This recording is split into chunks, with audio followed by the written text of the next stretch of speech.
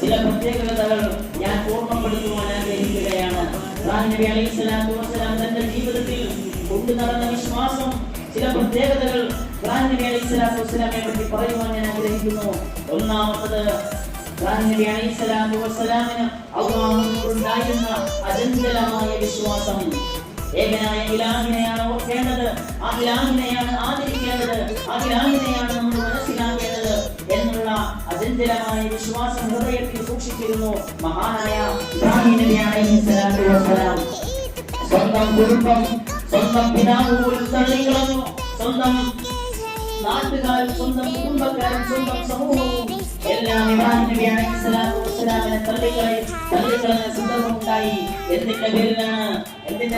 പരിശുദ്ധമായ ദീനിനെ മുറുകെ പിടിച്ചതിന്റെ പേരിൽ, ആ പരിശുദ്ധമായ ദീനിനെ സ്നേഹിച്ചതിന്റെ പേരിൽ സ്വന്തം പിതാവ് പോലും ഇബ്രാഹിം നബി അലൈഹിസ്സലാത്തു വസ്സലാമെ നാട് കടത്തുന്ന ഒരു സാഹചര്യം ഉണ്ടായി. ആ പിതാവ്